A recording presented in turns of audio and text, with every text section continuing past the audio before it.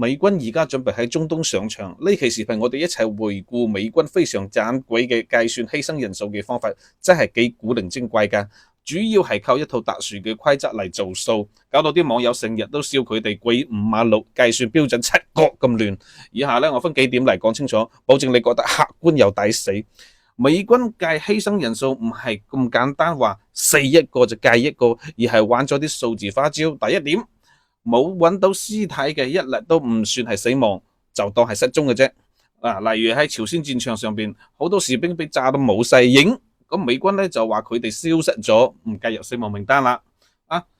咁死亡數字咧就俾人為壓低咗。第二點，俾導彈直接炸碎咗 ，sorry 啊，冇全屍唔算數啊。第三點，重傷之後30日先斷氣。呢個係醫院嘅責任啫，就好似叫外賣咁，超市就要退款啦，所以都唔計入。第四點，一架運輸機墜毀死咗50個人咩 ？No no no， 其實係死咗一個飛行員加49件運輸貨物，因為美軍嘅手冊入邊寫明咗運輸兵唔算係戰鬥人員。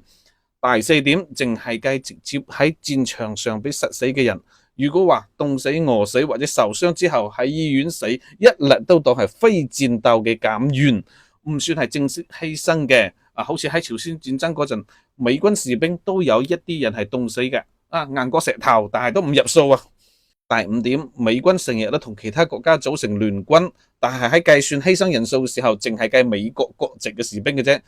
盟友啊，比如話韓國士兵嘅傷亡係完全唔計入去嘅，好似上甘嶺戰役咁樣，美軍報自己死咗2000人，實際上加埋韓國嘅死亡士兵咧有成4000人嘅，